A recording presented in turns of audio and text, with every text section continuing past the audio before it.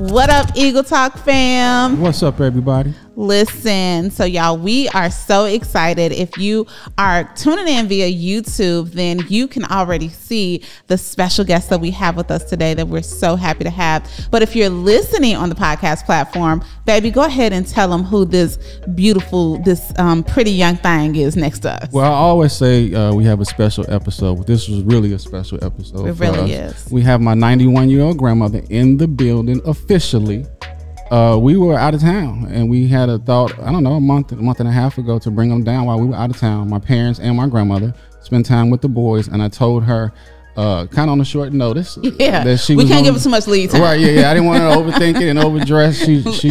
She already shy, but she might have went and bought something new. I didn't want to do that to her, so we just kept it light and said we're gonna have just an amazing conversation with you today.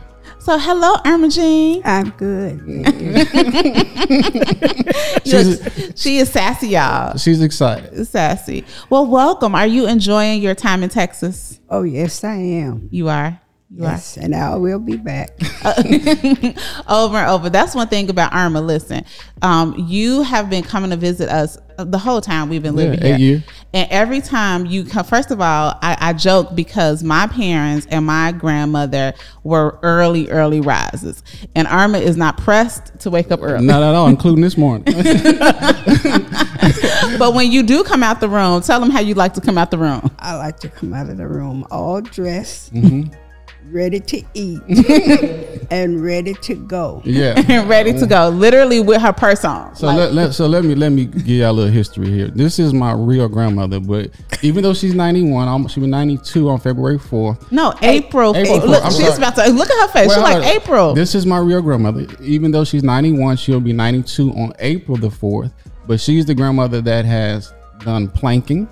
She has went fishing with me here.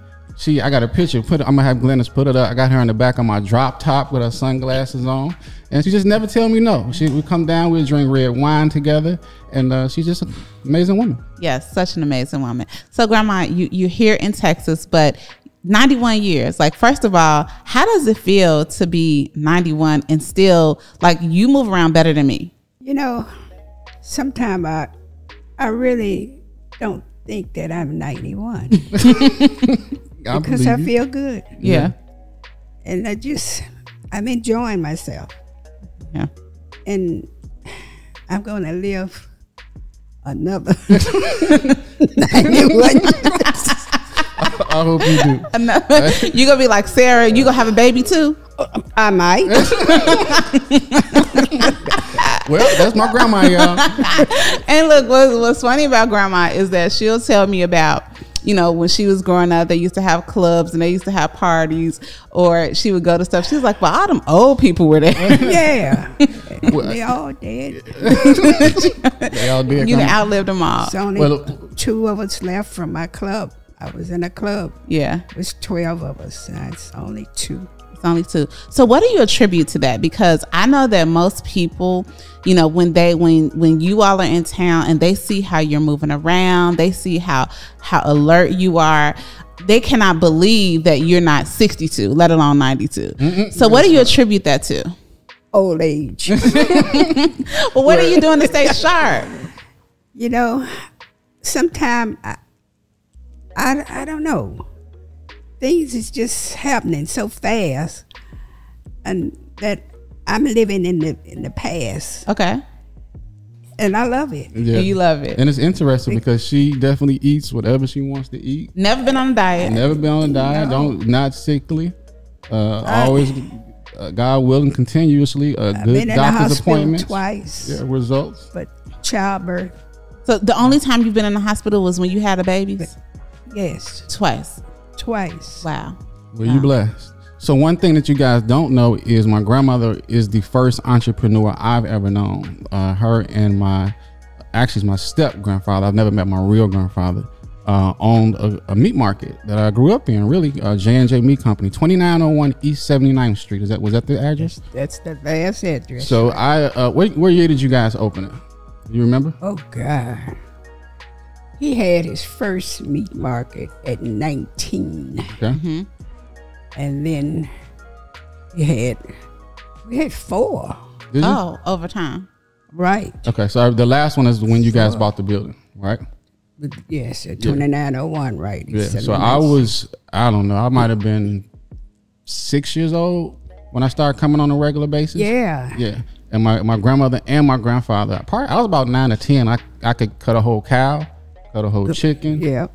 Coons. They had me they had me cleaning chitlins. They had me doing everything. I still you remember. act like you don't want to fix your plate now. Yeah, no, but I know how to do it. And, Three girls and they, cleaning chitlins. Yeah, she taught me how. And we had, what, 4 butchers. 4 butchers. Yeah. So what I hear you saying, so your business was on the south side of Chicago, well, the southeast side of Chicago. Yeah, all the way Southeast, east. right. Yeah, far southeast. And one thing that I know, so I came on the scene, I remember meeting you when literally, I remember I had to be about, we probably were dating for about a year or 2. And you were there and with Denise, with Corey's mom. And I was thinking to myself, you were acting a little bit like you were more than her sister, but you looked too young to be her mama. That was the thought. And then when they looked, y'all see her like blinking her eyes. And just getting to know you, you have been grandma to me for a long time too. And I know the first time I went to the meat market, you all employed a lot of the local people in the area and provided jobs. So talk to us about that, about providing jobs for other people on the south side of Chicago. With the butchers that we had, the girls cleaning chitlins, and we had a kid to come in. It was quite a few of us in there because they had 3-4 butchers. Okay. They definitely hired within the community. Yeah. I'm sitting here thinking, there's just so much stuff I learned how to do young that probably we shouldn't even been doing, like running a lottery machine. Yeah. She taught me how to run a lottery machine. The lottery, right. Yeah, giving people scratch off tickets. I knew it all. Yeah. Amazing. Well, here's something that I remember is that not only did y'all own the building where the meat market was, so y'all believed in ownership early, but you also owned 2 buildings around the corner that you lived in. Right. You provided homes for your mother when she was still with us, but then I think even at some point you rented to some of your employees. Yeah, she did. Darlene stayed next door. Oh, right. Yeah, she stayed next door. So they had was it considered a 2-flat or a 3-flat? I know it's 2 units in the basement. Okay, so you had a 2-unit. This is actually really good. A 2-flat, and literally right next door. Next door, another the next building. Right. Yeah, so she can go from her backyard to the other building, and it was again the first entrepreneur that I ever met. So what made y'all want to have your own business? Well, Jack always wanted that. Okay. And see, I work for the Board of Education. Okay. And when he got that last store, so I left. I retired from the Board of Education. Okay. And I worked with him. Okay. And just things just started happening. Yeah. He from what I remember, also he was definitely a man of ownership. Yeah. He wanted to own what he had. I do remember vividly having conversations with him and you about refinancing, never selling it, right? Yeah. The properties, because you can always pull the money out, and just lessons and kitchen table conversations we had over time that I definitely use today, strategy for today. No, absolutely. Well, you were remodeling long, because even the bathroom and the kitchen, the first building that we had, the second building that we got, well, it was remodeled for Pam, the basement, and it was just, we just kept going. Kept going and doing. It's just amazing for them to be able to do that back then. Yeah, to think like that back then. So that's going to be a question for me, because we live now where entrepreneurship is sexy and everyone wants to do it and it looks so easy. So was it easy then for y'all to be entrepreneurs and to be your own bosses and to be responsible for all those people? It was, but you had to really work at it. Yeah. With, your tenants and people that you came across, Yeah. It just... Well, back then it wasn't no internet or anything. It wasn't no background checks. It wasn't no stuff that we can do now. You know what I mean? So you had to really qualify who you want to live in your Who you building. wanted, right? Yeah. So let me tell y'all a super funny story. So on, in Chicago, on like the public access cable TV channel where they play like all of the local, it's like where the churches would have church on TV and things like that. So I was watching like this local access TV channel for years, because that's the channel that my mama used to watch church on. And there used to be commercials for your store, J&J Meat Market, and I just remember like people like waving at the end of the commercial. So I was watching the commercial. Me and Corey have been dating for about a year, and my mother was so frustrated with me because she was like, "What does Mama do?" I'm like, "I don't know." "What does Daddy do?" "I don't know." "What does people?" So she randomly met Corey's mom one day at the car shop and got their whole life story. Yeah. And then my mom was like, "You know that commercial we always watch? That's their family." I looked at that commercial the next time, and it was Corey waving at the end of the commercial with his butcher uniform on. That was one of the funniest things. That was me. I remember you asked me, "Was that you?" I was like, "Yeah, that was me." It was hilarious. But you all instilled that in, like, I think about, when we grow up, right? Because I just turned 42. But when we get older and we get to see our kids and grandkids kind of follow into our footsteps, or at least the seeds that we've planted. So what does that look like for you now, being that you have seen your children and now you get to see your grandchildren and like little Corey, your great grandchildren? What does that feel like to be able to? It feels good. Yeah. Feels good. But I still don't feel 91. I snapped matter of fact, I'm going to send it to Glennis also a picture of them last night at the dinner table, her and Corey doing they thing. And then them, when we were walking back to the car, having him and her having a one-on-one conversation. So he definitely loved his great grandma. Yeah.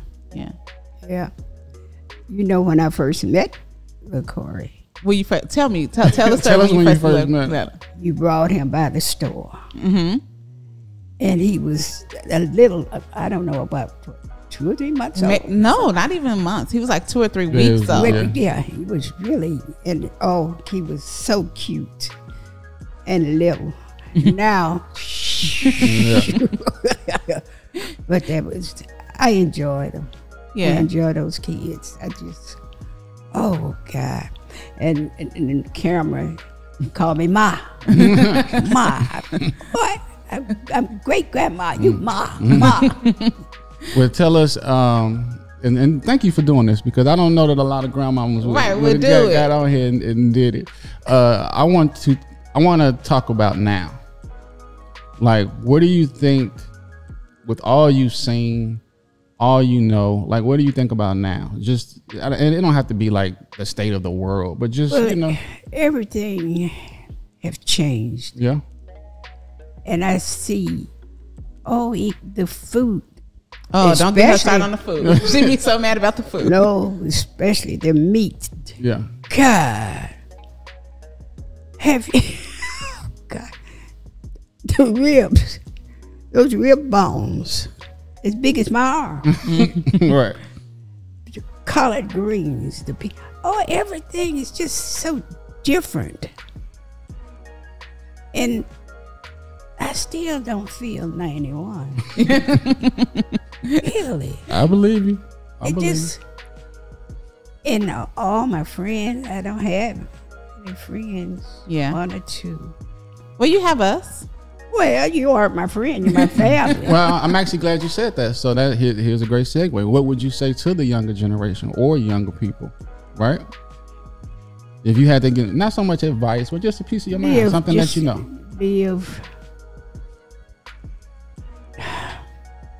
Enjoy yourself. Okay. And just think about what they would like to be or to grow up to be. Yeah. Yeah. It just, because Cameron, I look at him and I can see him as a teenager now. Yeah. Yeah. And it just, it's just so much. I just be looking back at the kids and it's so different. Yeah. It's different. It's different. Well, that's good. I like the fact you said think about what you want to be, because a lot of people, they only think for the now. Yeah, and what she said was also live. And that's one thing that I will tell you that I have always appreciated about you, Irma, is that, you know, like my mom, when she was alive, she would go and do, but sometimes we would have to kind of ruffle her feathers to go, you know. Yeah. And with you, even if it's something that you haven't tried, I remember once I got you to try sushi. You tried it though, right? I tried, but but you won't try it again. Oh, well, we did something for you. Was it your 90th birthday? It was her 90th when we went to Vegas. Went to Vegas. Yeah. Oh yeah. Yeah. So tell her. I'll let you say about your mother and my grandmother. Oh, okay. So what used to happen is that, so my Irma is 91. And you were born in 1931. 4431. 4431. And it's so interesting to me when I say this, because my mother was born in 1940. So she was only, although you're Corey's grandmother, she was only 9 years younger than you, right? And you all became what we dubbed our Golden Girls, because she would come in town and y'all would come like that. Y'all got to the point y'all wouldn't come without each other. She was my roommate. Yes. And I missed her too. Yeah, I missed it too. So we got a chance to throw them a party. Yeah, throw them a party. But I want to say this though. One thing that I thought was interesting is that my mother grew up in Mississippi. And like didn't go to, like the way that she grew up, she was in Mississippi until she was 18. And I just thought that that's what it was like for everybody in the South, because she didn't finish high school. She went to work right away. There was no college, there was no secondary school, but that's not how you grew up, right? So let's talk a little bit about that, because I found that to be very interesting, because I knew it to look one way from my family being from the South, but you grew up in the South, but you came to Chicago when? I came in 41. I came from Pine Pine Bluff to Little Rock. And I was 10 years old, 41, when I came to Chicago. And that's where I started, you know, with my mother. My mother, she really took care of me and my sister. Okay. Alone. And it was hard for her,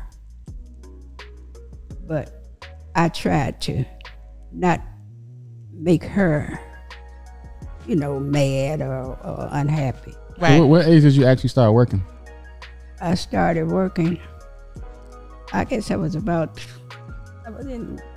high school, about 15. Okay. 15. Yeah, I worked at a ice cream parlor. Okay. On 47th Street. And then I worked at Stouffer's. Stouffer's? Where else did I work? And you graduated high school? Oh, I graduated. Oh, yeah, I graduated.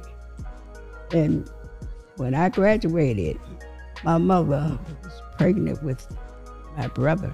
Okay. Larry.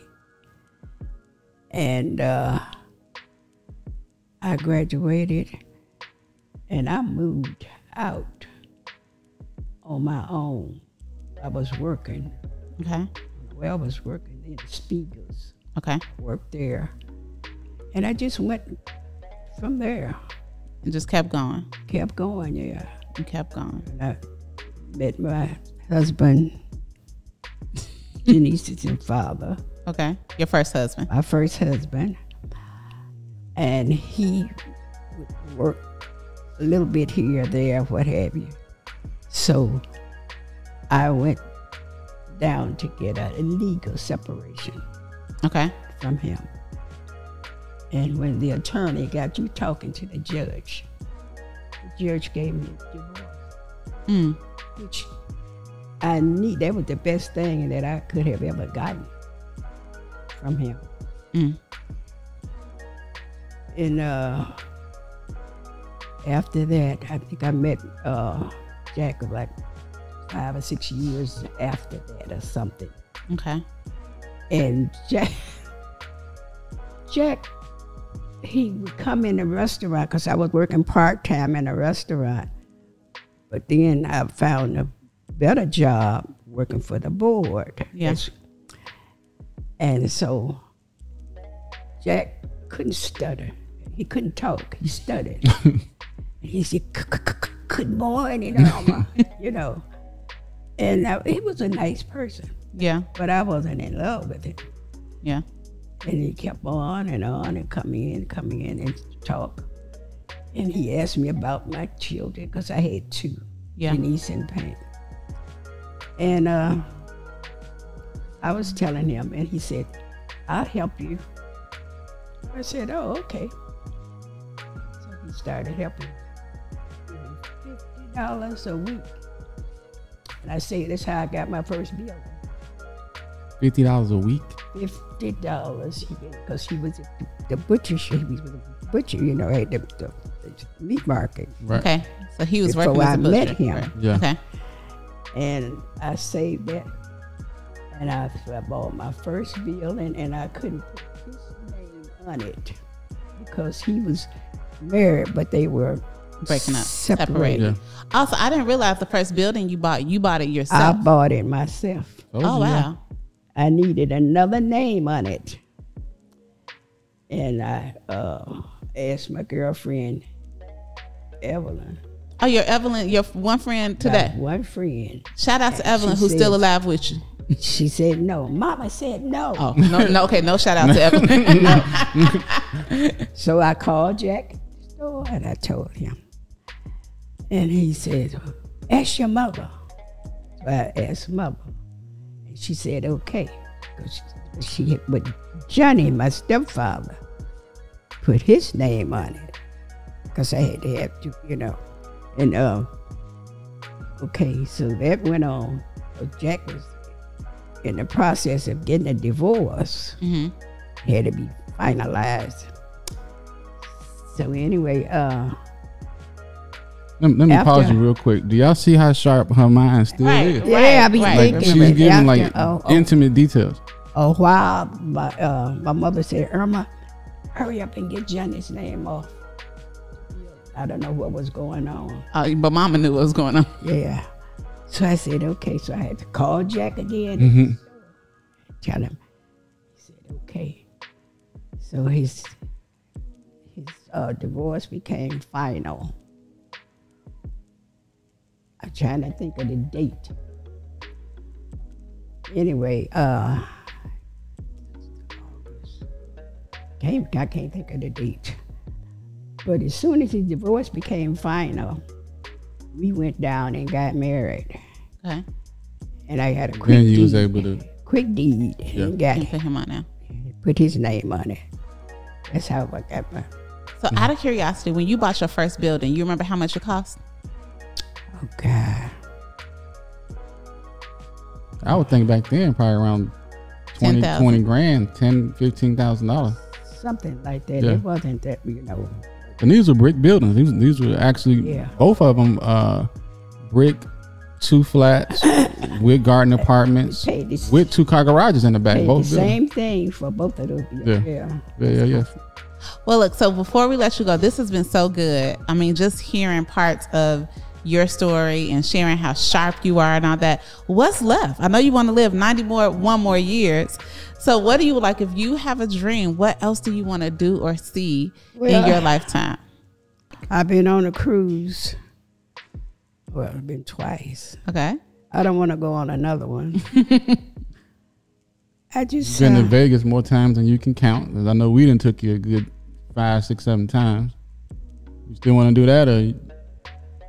Well, you like the slot machine, so yeah, you still want to do that. Yeah, well, when you moved here, you know, I came here. Yeah. She came here and like unpacked us. Got you Like, set up here. yep. So what else could I do? You know? You sold all my buildings. Yeah. You sold my condo. You sold Yeah, I helped her with all of that stuff. So I guess you just keep living and I don't know, watch your grandkids. You just keep coming out that room with your purse on, ready to go. Right, we be ready. And we gonna keep taking you wherever you want to go. Oh, I'm trying to get to Vegas again. Okay. Duly noted. But every time we think about going, something come up. We'll figure that out. That's pretty easy.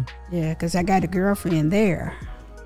that we hang out with. Yes. And we've never met her, actually. Nope. Every She time got a we- house Tommy. up there though. Well, Irma Jean, you are a gem. Yes. And you are definitely our matriarch. You're our golden girl. And we're just so grateful. Like I said, my grandmother, she was around until I was in my 20s, but never had a day-to-day relationship with her. Like I was close to my grandmother on my mother's side.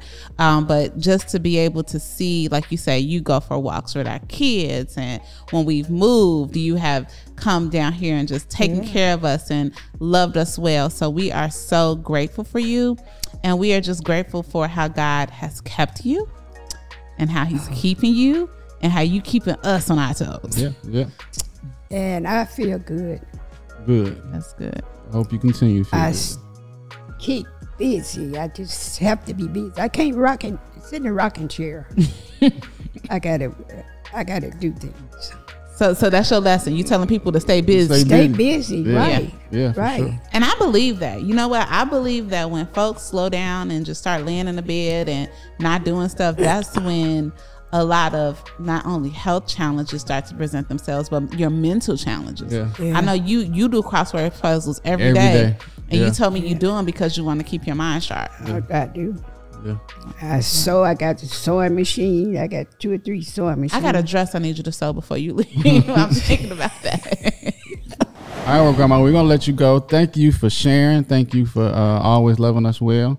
We're gonna continue to do the same to you, and hope you guys enjoy this amazing entrepreneur. It's amazing entrepreneur. And let's be on the lookout for her next 91 years, and we'll let you know if she have a baby. See ya. right. Bye, y'all. Bye.